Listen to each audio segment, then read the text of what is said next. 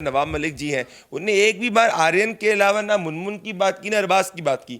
मतलब वो laser mortals हो गए, वो हायर मॉर्टल हो गए। नवाब मलिक इसको एक पॉलिटिकल स्कोर सेटल करना चाहते हैं, क्योंकि उनका असली जो एजेंडा था वो उत्तर प्रदेश के योगी आदित्यनाथ जी पर अटैक करना था, जो आज कह दिया कि उत्तर प्रदेश में फिल्म सिटी बन रही है, ये एक पूरी साजिश के रूप में। तो घबराहट योगी से है, एनसीबी तो सिर्फ मोहरा है। असली जो डिक्टेटोरियल चीज होती है वो यही होती है। मतलब अगर आपने हिम्मत कर दी हमारे अगेंस्ट बोलने की, हम केसेस दर्ज करवाना चालू कर देंगे। जब जो मोनोपोली है इस पैसे की वो डेमोक्रेटाइज्ड हो जाए, वो तभी होगा जब योगी आदित्यनाथ उत्तर प्रदेश के अंदर फिल्म सिटी लेके आएंगे। और मैं योगी आदित्यनाथ और नरेंद्र मोदी की इस पहल को कंप्लीटली सपोर्ट करता हूं, क्योंकि फिल्म इंडस्ट्री भारत की है, किसी एक जगह की बपौती नहीं है। आर्यन खान के पास, शाहरुख खान के पास इतना पैसा था कि उनको एक लॉयर को, जो फॉर्मर अटॉर्नी जनरल रह चुके, उनको स्पेशली लंदन से बुलाना पड़ा। बॉलीवुड को लगता था कि लॉ ऑफ द लैंड अलग है और बॉलीवुड के लिए अलग है। अब वो दिन गए, ये नया भारत है। इस भारत के अंदर बॉलीवुड के नशेड़ी गंजेड़ी चरसी जो है उनसे भी सवाल पूछे जाएंगे। Bollywood is not above the law of the land. इस देश को नीरज चोपड़ा की जरूरत है, इस देश को नशेड़ी गंजेड़ी चरसियों को अपना आइडल बनाने की जरूरत नहीं है। आर्यन 23 साल का मासूम बच्चा, जिसने कभी कुछ नहीं देखा, जो एकदम से वहां पहुंच गया, उसने ना कभी नशा देखा, ना गांजा देखा, ना चरस देखा, ये सब फ्लॉप हो चुका है। सच्चाई ये है कि परमवीर सिंह अभी तक लापता है। सच्चाई ये है कि किसी को नहीं पता कि अनिल देशमुख इतने ईडी समन्स के बावजूद भी कहां पे है। नमस्कार, आप देख रहे हैं ओ न्यूज़ हिंदी और मैं हूं आपके साथ आयुषी श्रीवास्तव। एक तरफ जहां आर्यन खान को जमानत तो मिल गई है, लेकिन जेल से बाहर आने का रास्ता अभी साफ नहीं है। वही आपको बता दें कि जिस तरीके से आज तमाम बॉलीवुड स्टार शाहरुख खान को कॉन्ग्रेचुलेट कर रहे हैं, मन्नत जो है वो जन्नत में तब्दील हो गया है। इसी मुद्दे पर हमारे साथ ज्यादा बातचीत करने के लिए प्रदीप भंडारी जी मौजूद है, जो कि स्टार एंकर हैं और पॉलिटिकल एनालिस्ट हैं। सर, बहुत बहुत शुक्रिया हमारे चैनल के साथ जुड़ने के लिए। सर, आर्यन खान पिछले 19 दिन से वो जेल में थे। अब जो है, जब से उनकी जमानत की बात निकली है, अभी जेल से बाहर तो नहीं आए, लेकिन मन्नत जो है पूरी जन्नत में तब्दील हो गया। पटाखे फोड़े जा रहे हैं, बॉलीवुड में जैसे जश्न सा शुरू हो गया है। इस जश्न को आप किस तरीके से देखते हैं? जब लोग जश्न में मग्न होते हैं तो वो पढ़ना लिखना थोड़ा भूल देते आ जाते हैं। अगर कोई भी इस ऑर्डर को पढ़ेगा, डिटेल्ड ऑर्डर, देखिए, after a period of time Hindustan की न्याय प्रणाली के अंदर एक बेल जो होता है वो मैटर ऑफ राइट होता है। पर ये जो कोर्ट का बेल ऑर्डर है वो एक बेल ऑर्डर नहीं है, वो मेरे हिसाब से quote unquote house arrest order है। मैं आपको 3 बात पढ़ना पड़ा। एक्चुअली बॉलीवुड वालों की दिक्कत ये होती है कि वो कई बॉलीवुड के अंदर अच्छी अंग्रेजी बोल देंगे, हिंदी बोलेंगे, पर पढ़ना लिखना समझने में कमी होती है। पहली चीज़, उसमें कहा गया है कि आर्यन खान ग्रेटर मुंबई का रीजन बिना एनसीबी को बताए नहीं छोड़ सकता, उसको अपना पासपोर्ट सरेंडर करना होगा। वो किसी भी को एक्यूज से फ़ोन पे बात नहीं कर सकता, कांटेक्ट करने की कोशिश भी नहीं कर सकता है। वो हिंदुस्तान के बाहर जो है नहीं जा सकता। अगर वो बाहर जाता है तो उसको पूरी अपनी इटिनरी जो है एनसीबी ऑफिशियल्स को बतानी पड़ेगी। इसके साथ में अगर एक भी कंडीशन ऑफ बेल को वायलेट करता है तो उस सिचुएशन के अंदर एनसीबी जा सकती है एनडीपीएस कोर्ट के अंदर और अप्लाई कर सकती है फॉर अरेस्ट। इसके नेक्स्ट में एक बड़ी बात यह है कि कहा गया है कि कोई भी पोजीशन के अंदर आर्यन खान का जो पूरा का पूरा लीगल काउंसिल है वो केस को डिले नहीं कर सकता। दे कैन नॉट, प्रोसीडिंग्स तुरंत शुरू होनी चाहिए, प्रोसीडिंग्स उनको कोऑपरेट करना होगा। एवरी फ्राइडे 11 से 2 आर्यन को एनसीबी ऑफिस के सामने हाजिरी देनी पड़ेगी। तो मेरे हिसाब से ये जो ऑर्डर है ये नशा मुक्त भारत के पक्ष का ऑर्डर है, ये कोई फ्री आर्यन गैंग का ऑर्डर नहीं है। ये जो ऑर्डर है ये सच्चाई का ऑर्डर है, जिसने बता दिया है। जिसने इसमें एक और चीज़ कही कि ये जो एक्यूज्ड है आर्यन, मुनमुन और अरबाज, ये किसी भी सिचुएशन में उस तरीके के जो इलीगल ऑफेंस ने किया है वो इलीगल ऑफेंस वापस नहीं करना चाहिए। इसके लिए भी कोर्ट ने वार्न किया है। तो मेरे हिसाब से ये वन ऑफ द मोस्ट कठोर स्ट्रिंजेंट बेल ऑर्डर है। इसमें आप फटाके फोड़े या कुछ भी करिए, पर सच्चाई ये है कि ये एनसीबी की बहुत बड़ी जीत हुई है। सर, आप इस फर्क को किस तरीके से देखते हैं? एक तरफ आर्यन खान जेल से बाहर आ रहे हैं, तो दूसरी तरफ समीर वानखेड़े आज कटघरे में खड़े हैं। टीम जो है लगातार उनसे पूछताछ। इस देश के अंदर हमने देखा है, महाराष्ट्र के अंदर जब अर्नब की भी बात हो गई थी, अर्नब ने सच्चाई की पत्रकारिता करी थी तो उनको जेल में डाला गया था।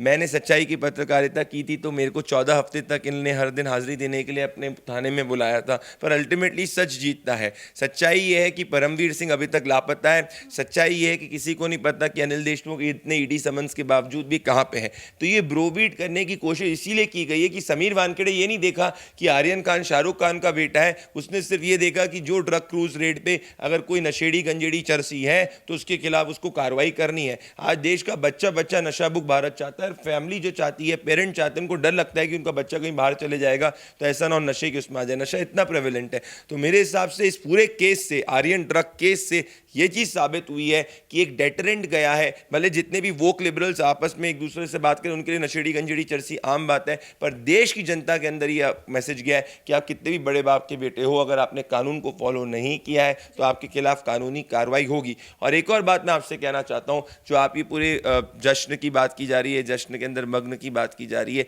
देखिए जो पूरा आर्यन खान के पास, शाहरुख खान के पास इतना पैसा था कि उनको एक लॉयर को, जो फॉर्मर अटॉर्नी जनरल रह चुके, उनको स्पेशली लंदन से बुलाना पड़ा आर्ग्यू करने के लिए।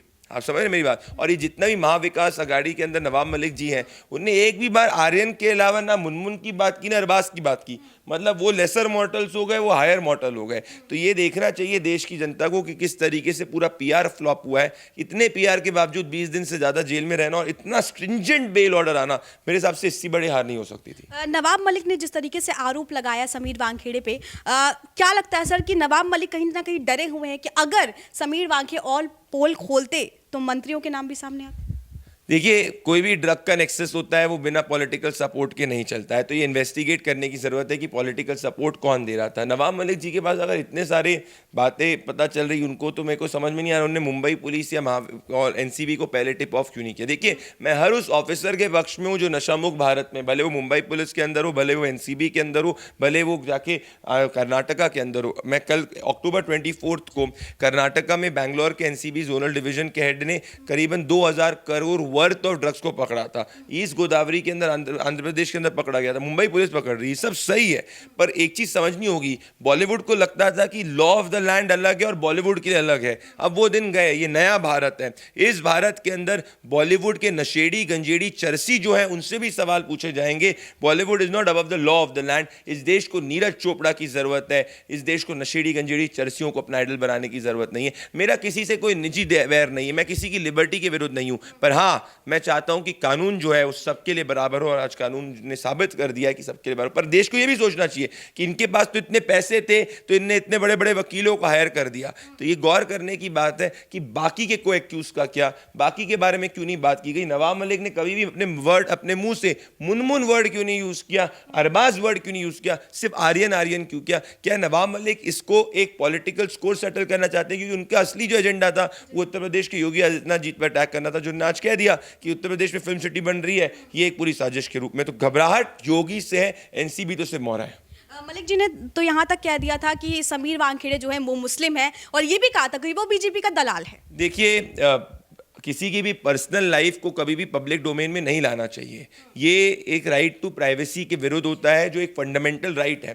मैं उम्मीद करता हूं कि समीर वानखेड़े का लीगल काउंसिल इस बात को रेस करेगा। अगर आपको समीर वानखेड़े के खिलाफ कोई भी आरोप है, आप जाके कोर्ट ऑफ द लैंड के अंदर जाइए। पर अगर इस देश के अंदर एक सेंट्रल एजेंसी का ऑफिसर नशेड़ी गंजेड़ी चरसियों के खिलाफ लॉ ऑफ द लैंड को फॉलो करते हुए एक्शन लेगा और उसको डराने धमकाने, उसको मैसेज देने के लिए उस पर एक पैरेलल प्रोब जारी करेगी। आज मैंने पढ़ा था 15 मिनट पहले एक और कंप्लेन दाखिल हुई। मतलब क्या है कि कोई भी स्टेट गवर्नमेंट चाहे तो किसी के खिलाफ कितनी भी झूठी कंप्लेन्स दाखिल करवा सकती है। तो क्या इस देश का कानून एक महाराष्ट्र के अंदर है, बंगाल के अंदर अलग है? ऐसे थोड़ी चल सकता है। और असली जो डिक्टेटोरियल चीज होती है वो यही होती है। मतलब अगर आपने हिम्मत कर दी हमारे अगेंस्ट बोलने की, हम केसेस दर्ज करवाना चालू कर देंगे।